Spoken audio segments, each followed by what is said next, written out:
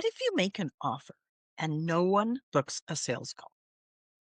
What if you make an offer and they say no? That is the fear that stops so many coaches before they even begin. It's that quiet, anxious voice that says, gosh, what if I put myself out there and nobody wants it? Today, we're going to shine a light on that fear. I'll show you how to detach from the outcomes, why no is never the end of the story, and how every rejection is actually a redirection or just a delay. Because the truth is, getting your first yes is inevitable if you keep going. Welcome back to She Coaches Coaches, the show for coaches who want to grow their business without the overwhelm. I'm Candy Motzek, and if you've been holding back from making offers because you're scared of rejection, well, then this episode is for you. Here's the thing. You can't control whether somebody says yes or no.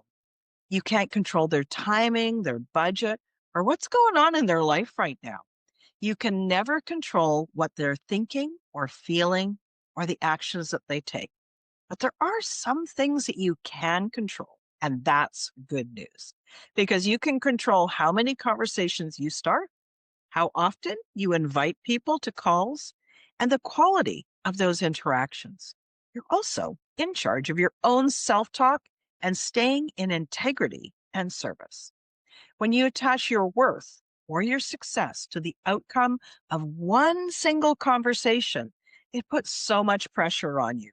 Suddenly, every call feels like it's got to be perfect. Every word feels loaded, and you show up with this energy that actually pushes people away. That feeling of pressure or the feeling of do or die is never, ever going to help you.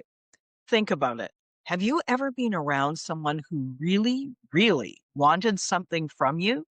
You could feel it, right? The energy is heavy. It feels pressure laden. It feels like you want to get away. So, but what happens when somebody shows up relaxed and curious and genuinely interested in you? Well, then you feel connected. You feel seen. And then it feels safe to say yes. So, this is exactly why detaching from outcomes matter.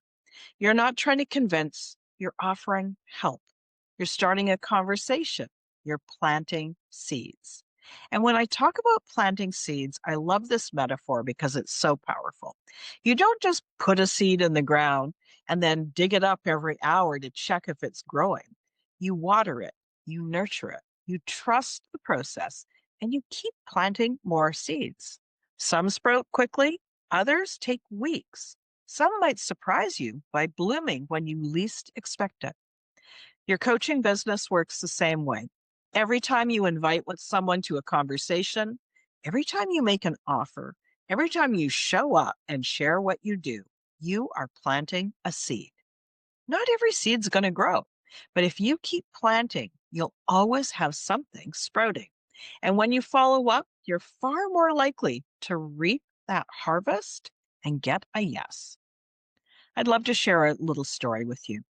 I've had loads of conversations, but one of these in particular really stands out.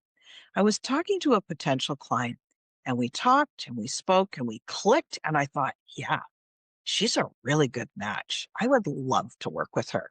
We'd had a great conversation. Then this weird thing happened. She said, no. Well, actually, she said, no, not yet. I'm not ready yet. At first, I felt deflated and I thought, oh gosh, maybe I didn't explain that well.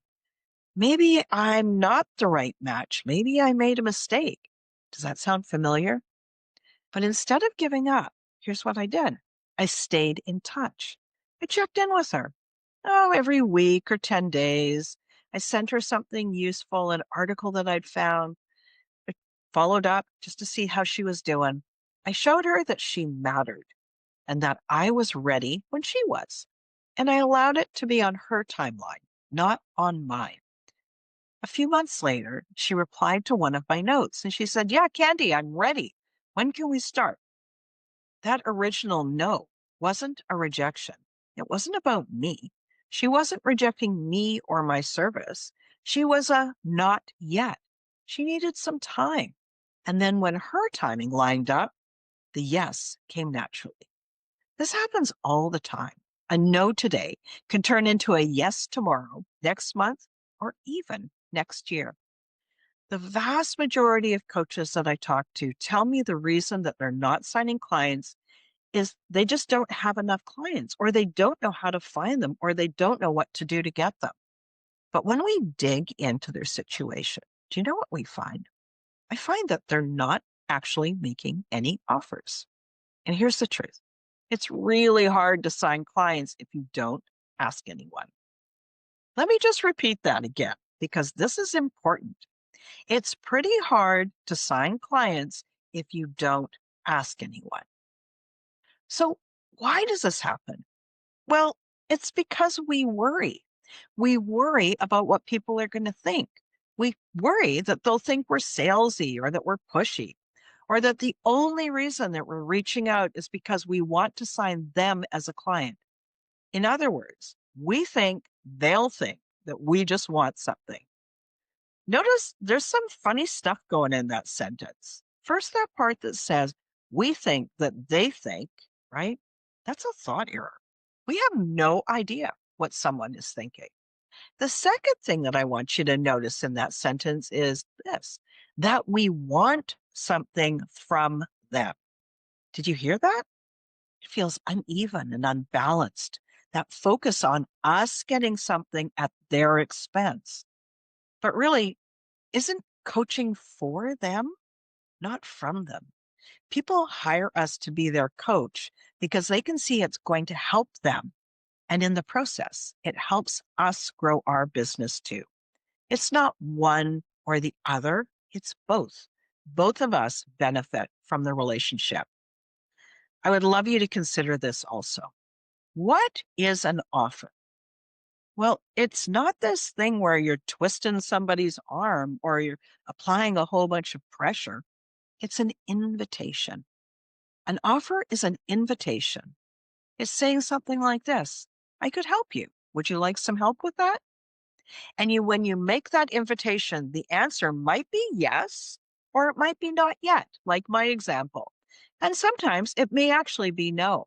Not everybody wants to work with a coach, and that's okay, because no matter who you are or who you help, there are people who do want to work with you. There's people who do want to say yes to you. So your job is to make invitations, lots of invitations. Follow up with those who aren't ready yet and release the ones that say no.